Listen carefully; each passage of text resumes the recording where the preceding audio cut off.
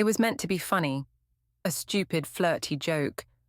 I didn't think he'd take it literally, or that he'd take it personally enough to destroy my life over it.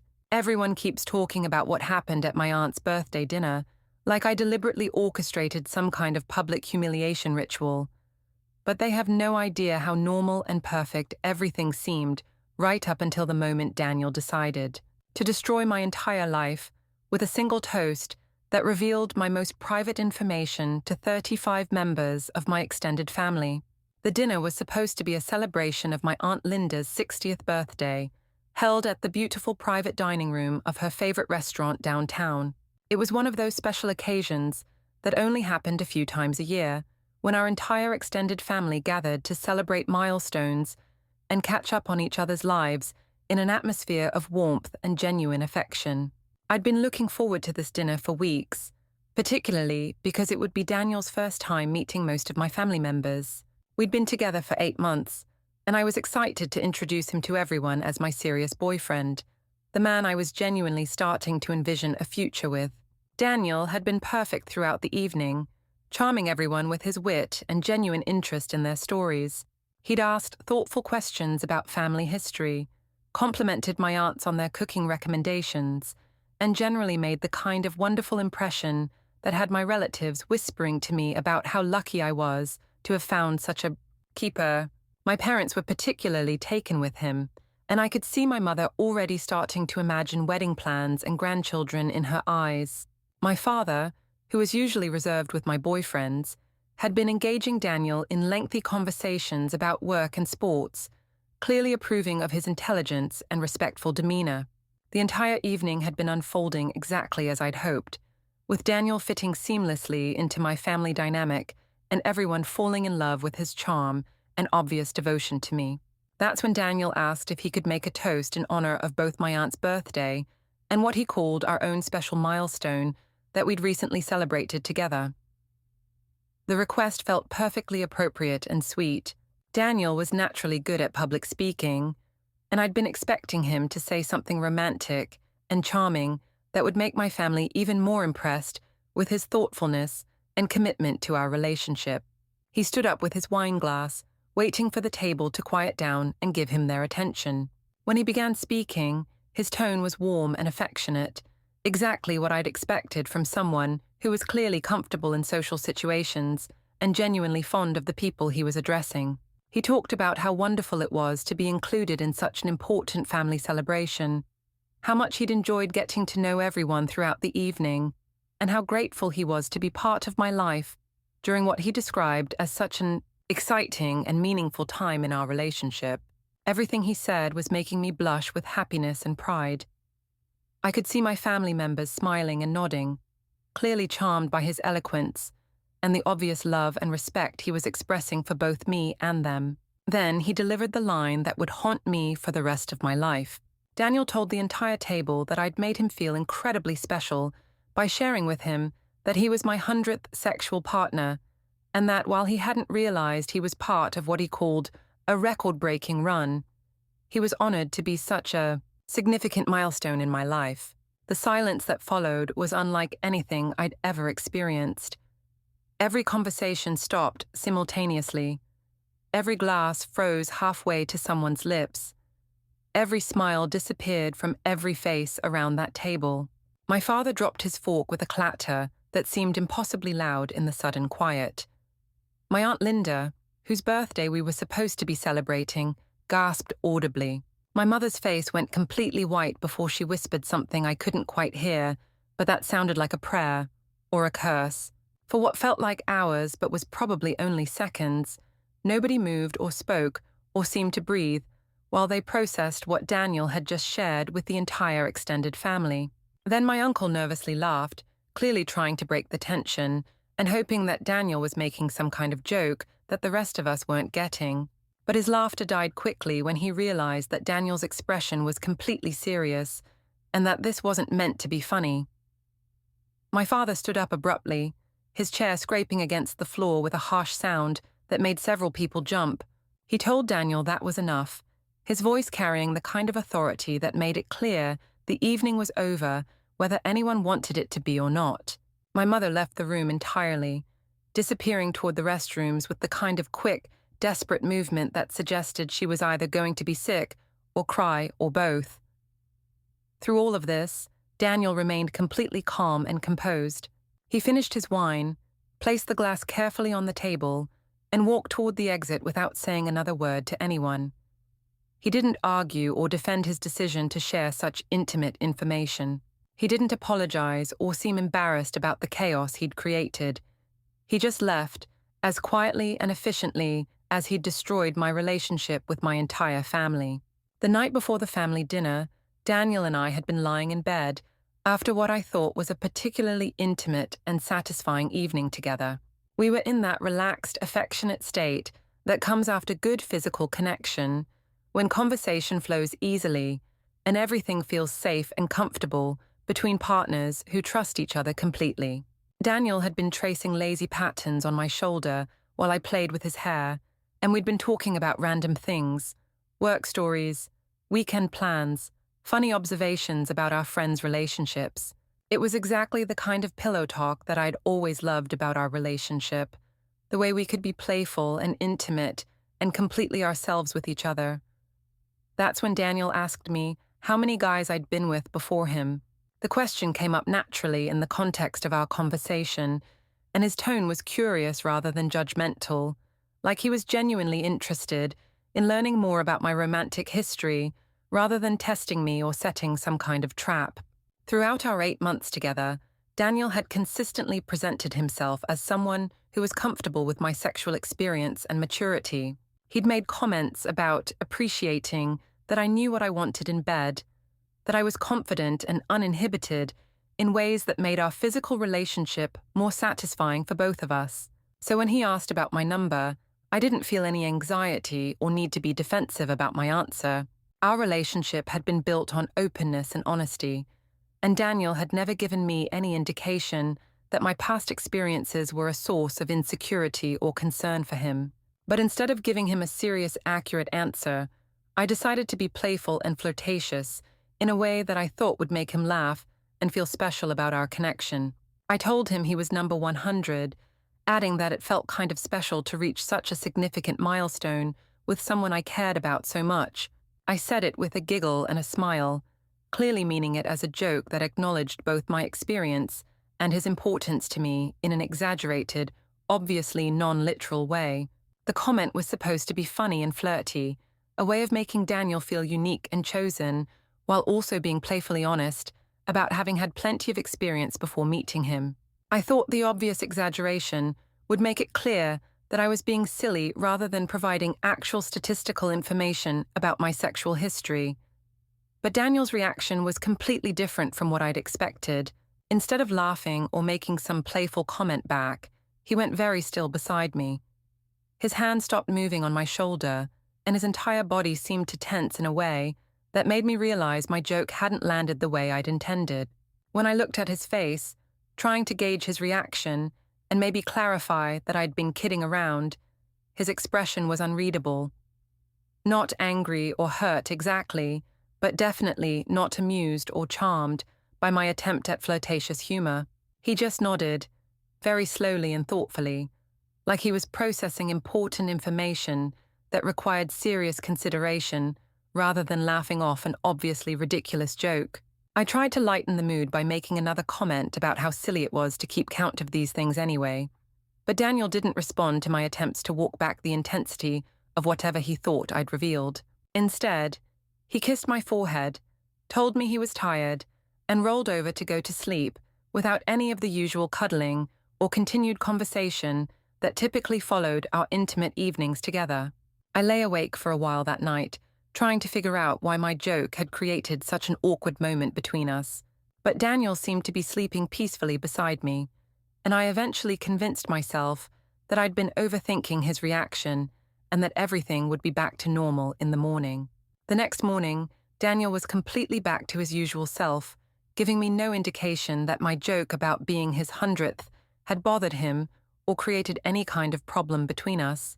He made coffee, kissed me good morning, complimented my outfit, and generally behaved like the loving, attentive boyfriend he'd always been throughout our relationship. If anything, He seemed more affectionate and solicitous than usual, asking about my plans for the day, reminding me about the family dinner that evening, and expressing excitement about finally getting to meet all my extended relatives in one place.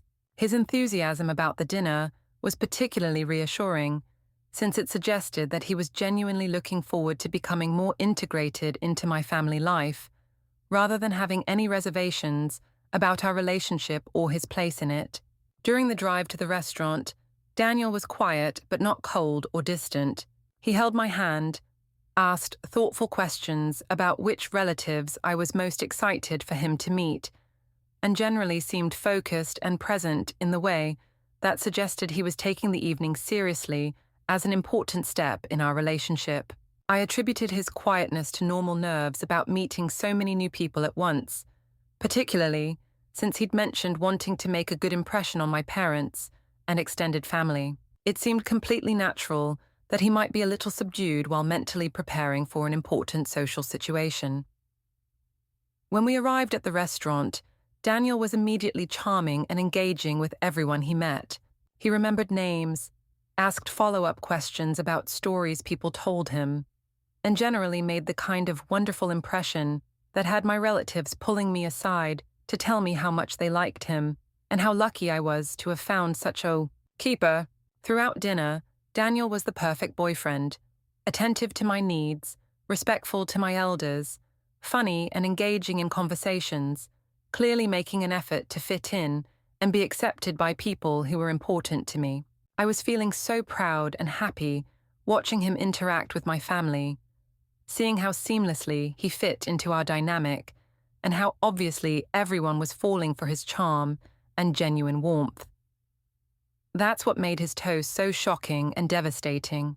There had been absolutely no warning, no indication throughout the entire day that he was planning to use the evening as an opportunity to humiliate me in front of the people I loved most.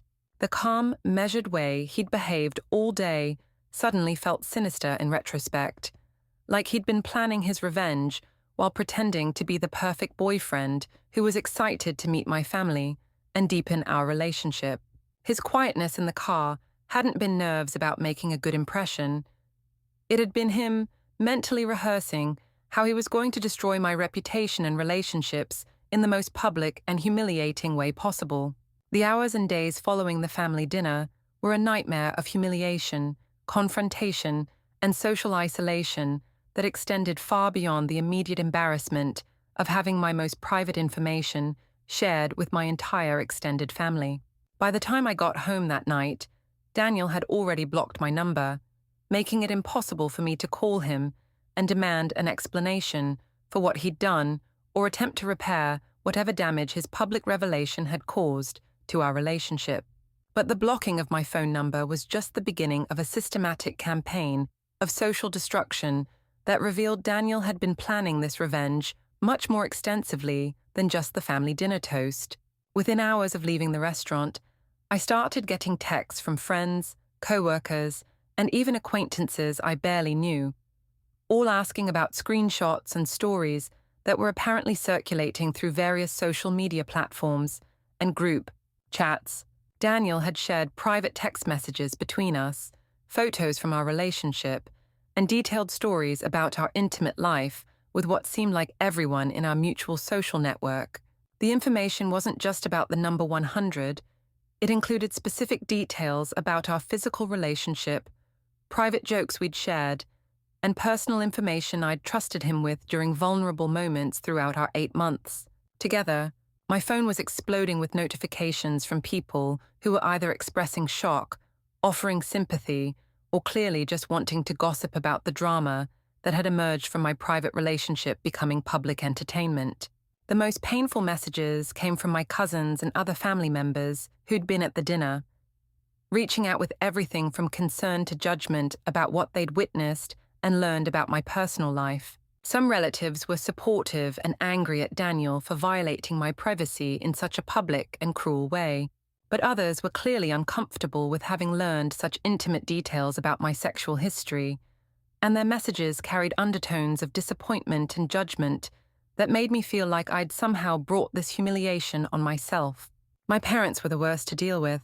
They called me at midnight, demanding to know how I could have been so careless with my words and personal information, how I could have trusted someone with such private details, and how I could have put them in the position of having to defend their daughter's reputation to their siblings and extended family. Their anger wasn't just about Daniel's betrayal, it was about my perceived poor judgment in sharing such information with someone who'd obviously been untrustworthy, and about the embarrassment they now felt having to face their family members who'd witnessed such an inappropriate and shocking revelation. The professional consequences were almost as devastating as the personal ones. Within a few days, it was clear that word about the family dinner incident had somehow reached my workplace, probably through social media connections that linked my personal and professional networks. My boss didn't say anything directly, but there were subtle changes in how I was treated at work, fewer invitations to important meetings, and a general sense that my colleagues were viewing me differently now that they had information about me. Personal life that affected their perception of my professionalism and judgment. In the weeks that followed Daniel's disappearance from my life, I was forced to confront the devastating effectiveness of his revenge strategy and recognize that his calm, quiet approach to destroying me had been far more damaging than any screaming fight or dramatic confrontation could have been. Daniel had never raised his voice at me, never called me names, never engaged in the kind of obvious toxic behavior that would have made him clearly identifiable as the villain in our relationship story.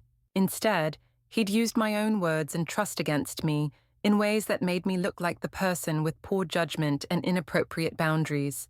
His decision to share my private information at the family dinner hadn't been an impulsive reaction to hurt feelings. It had been a carefully calculated act of social warfare designed to maximize my humiliation while minimizing his own responsibility for the damage he was causing. By framing his revelation as a toast celebrating our relationship milestone, he'd managed to present himself as someone who was simply being honest and transparent about what I'd shared with him, rather than someone who was deliberately violating my privacy and trust. The extended family members who'd witnessed his toast weren't angry at Daniel for sharing inappropriate information. They were uncomfortable with me for apparently being the kind of person who would casually discuss such intimate details with a boyfriend and think it was appropriate or funny. His calm, measured delivery had made it seem like he was the reasonable one who'd been shocked by my casual attitude towards something that should have been private and meaningful, rather than the vindictive person who'd chosen to weaponize my vulnerability. The systematic sharing of our private messages and intimate details with our social network had been presented as Daniel processing his shock and disappointment with friends, rather than as a deliberate campaign to destroy my reputation and relationships. Because he'd never engaged in obvious cruel behavior like yelling or name-calling, people in our social circle were more inclined to see him as the wronged party who discovered something disturbing about my character, rather than as someone who'd chosen to handle his feelings through public humiliation and social destruction. The most devastating aspect of his approach was how it had made me complicit in my own destruction. I couldn't defend myself without seeming like I was making excuses for behavior that others now saw as evidence of poor judgment and inappropriate boundaries. Any attempt to explain that my comment had been a joke, or that Daniel had violated my privacy by sharing it publicly, made me sound defensive and unrepentant about having casual attitudes toward intimate relationships that clearly made me unsuitable as a serious partner.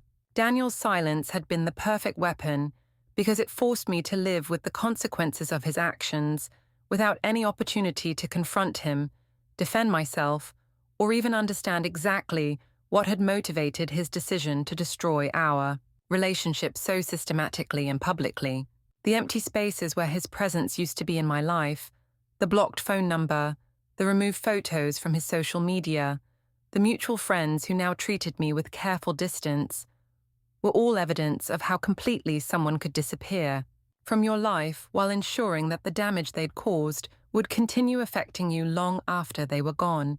I'd learned that the most dangerous people aren't always the ones who scream and fight and make their cruelty obvious. Sometimes they're the ones who smile and nod and wait for the perfect moment to use your own trust and vulnerability to destroy everything you care about, all while maintaining plausible deniability about their motivations and methods.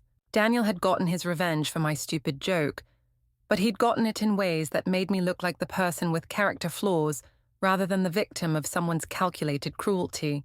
And the worst part was that I'd never even know if my comment had genuinely hurt him, or if he'd just been looking for an excuse to humiliate someone who'd trusted him with her most private thoughts and experiences.